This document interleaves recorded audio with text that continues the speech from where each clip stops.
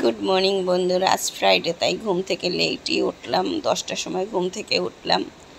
আর bread আনা ছিল আর রাতেই এনে রেখেছে দীপের বাবা। সে বলছে অনেক দিন যাবত আসলেও অনেক কষ্ট হচ্ছে, স্কুলে যেতে হয় সকালে রান্নাবান্না করে, তাই বলল যে আজকে তোমরা ইচ্ছে মতন ঘুমাবে। ব্রেড নিয়ে আসছে রাতে, যে পরে ঘুম থেকে উঠে খাবে। তা আমি 10টার সময় উঠলাম, বাবু আরও পরে উঠলো। বাবুকে একটু জেলি দিয়ে মেখে দিলাম ব্রেড। ও আবার সকালে বেশি কিছু খায় না, বললাম মিষ্টির কথা, বললো পরে খাবে। আর ছানা ছিল, আমি একটা ছানা নিলাম আর এই 2 পিস রুটি নিলাম আর চা তৈরি করে নিলাম। আর সাথে ছিল কলা। কলাটা তো আমাদের থাকে আর চাটাও থাকে, তবে কলাগুলো নষ্ট হয়ে গেল। প্রতিদিনই মনে করি পড়া পিঠা বানাবো, মানে দীপ খুবই পছন্দ করে, পরে আর বানানোই হলো না। পরে কলাগুলো নষ্টই হয়ে গেল ব্রেকফাস্ট করা। আর এখন রান্না বান্না করবে, যে সবজিটা কেটে নিলাম। আজকে একটু সবজিটা অন্য টাইপের রান্না করব, মানে পাঁচমিশালি যেটা সবজি আমি সবসময় এক টাইপেরই রান্না করি। আজকে মনে করলাম একটু অন্যভাবে কাটি, একটু লম্বা লম্বা করে কাটলাম। আর ফ্রিজ থেকে দুধ বের করে নিলাম, বিকেলে একটু পায়েস করব। আর আজকে মটরের ডাল রান্না করব। মটরের ডালটা সিদ্ধ হয়ে গেছে, এখন সোমবার দেবো, সেটা আর তোমাদের সাথে শেয়ার করতে পারলাম না, কারণ আজকে না আমাদের গ্যাস ছিল না, গ্যাস একেবারেই কম ছিল। এই যে আজকে তিতার ডাল রান্না করব, তাই করলাটা একটু ভালো করে ভেজে নিচ্ছি। মানে মটরের ডালটা নিয়ে আসছে, কিন্তু এই বাসায় থাকি না তো, সকালবেলায় এইসব ডাল রান্না করতে একটু সুন্দর করে রান্না না করলে ভালো লাগে না। আর মুসুরি ডালটা কিন্তু যেভাবে রান্না করা যায় সেভাবেই খাওয়া যায়, তাই চিন্তা করলাম আজকে একটু মটরের ডাল রান্না করে নিই। এখন ওই যে করলাটা ভেজে ডালে দিয়ে দিলাম, আর একটা মরিচ দিলাম আর একটু আদা বাটা দিলাম, মানে এটা দিলে নাকি ভালো লাগে, আসলেও ভালো হয়েছে। আর এই এখন দিয়ে দিলাম সরিষা, মানে বোঝা যাচ্ছে না, মানে ওই যে করলাটা ভাজা হয়েছে তো হলুদের, মানে তেলটা কেমন কালো কালো হয়ে গেল। ডালটা হয়ে গেলেই সবজিটা বসাবো। মানে গ্যাসটা এত কম ছিল, একটা চুলাই ভালো জ্বলছিল না। আর আজকে ভিডিওটাই আমার স্ট্যান্ডটাও মনে হয় নষ্ট হয়ে যাচ্ছে, ওটা খালি মানে নড়বড় করতেছে। আর এই বোতলটা বেশি করে ঢেলে দিলাম তেলটুকু, যে তেলের ইটা ধুয়ে নেব। আর এখন ওই সবজিটা রান্না করব, 5 ফোড়ন দিয়ে দিলাম আর কয়েকটা চিংড়ি মাছ দিয়ে দিলাম। মানে আজকে একটু চিংড়ি মাছ দিয়ে একটু অন্য টাইপের করে রান্না করব। আর এখন দিয়ে দিলাম লবণ আর হলুদ।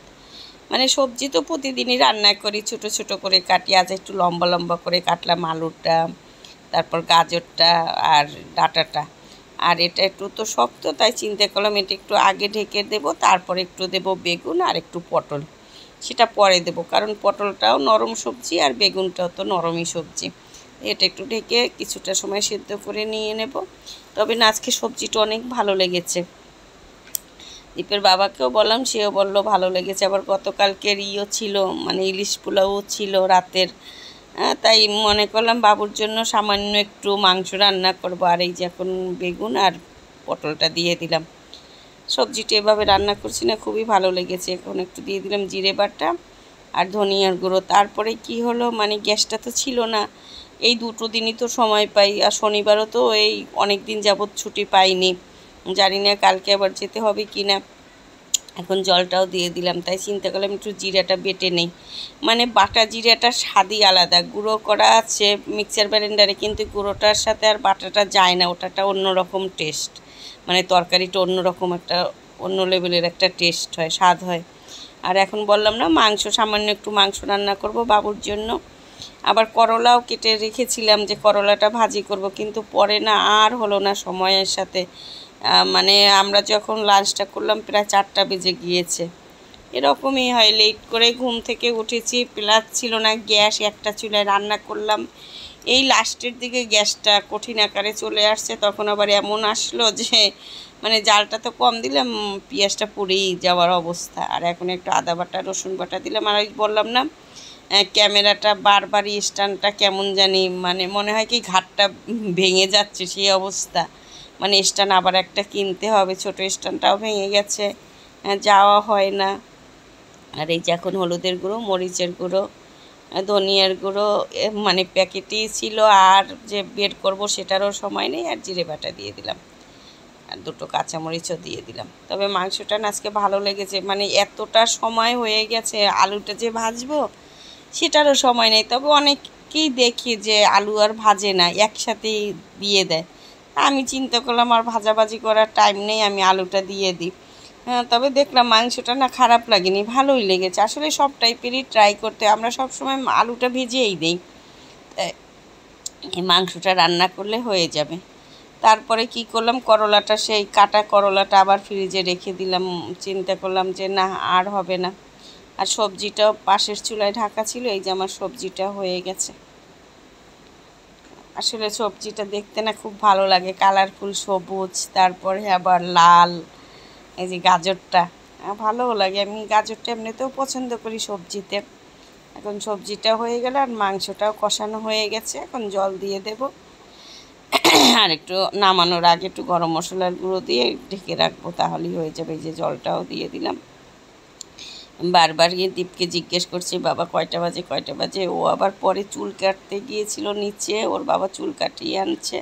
এই যে একটু গরম মশলার গুঁড়ো দিয়ে দিলাম, এখন একটু ঢেকে রাখবো। পরে এসে আবার একটা কলা খেলো, তারপরে আবার খেলো, মিষ্টি খেলো। তা বললো বেশি ক্ষুধা লাগেনি মা। আর এই যে এখন চলে আসলাম লাঞ্চ করার জন্য। টেবিলে আজকে যা যা রান্না করলাম, এই যে তিতার ডালটা না অনেক ভালো লেগেছে। আর এই যে আমার পছন্দের সবজিটা অনেক দিন পর রান্না করলাম, তবে কুমড়ো ছিল না। আর এই যে মাংস বললাম না, মাংস অল্প, সামান্য একটু রান্না করলাম বাবুর জন্য। আর পোলাওটা মানে নামানোর আর সময় হলো না, চিন্তা করলাম রাতে খেয়ে নেব। এখন এটা দিয়ে আমরা লাঞ্চটা করে নেব। বাবুকেও দিয়ে দিয়েছি, এখন আমিও বসে পড়েছি। সব কিছু নেই, যে সবজি মাংস, পরে চিন্তা করলাম যে একটু তিতের ডালটা কেমন হলো সেটাও একটু টেস্ট করে দেখি, কারণ আমি ভাত একেবারেই কম খাই। মানে অল্প সবজি হলেই আমার হয়ে যায়, আর সবজিটা তো একটু বেশিই খাই।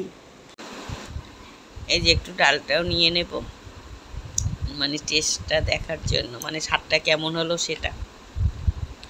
কথাটা বলতে বলতে এমন কাশিটা উঠলো, আবার মানে ভয়েসটা বন্ধ করে তারপরে আবার কেসে নিলাম। মানে কি যে অবস্থা বুঝি না, দুইটা দিন ভালো থাকি, আবার সেই একই অবস্থা।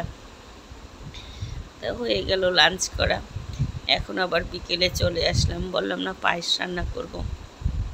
অনেক দিন যাবতই বাবু বলতেছে একটু পায়েস রান্না করো না, কিন্তু এই যে আবহাওয়াটাই তো গরম। আর দীপের বাবা মানে দুধ আনতে আনতে এমন অবস্থা করেছে, ফ্রিজে আর জায়গাই হয় না, মানে মাছ রাখার জায়গা হয় না, সেই অবস্থা।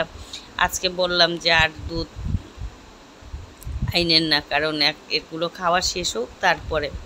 এখন এই যে চালটাও দিয়ে দিলাম।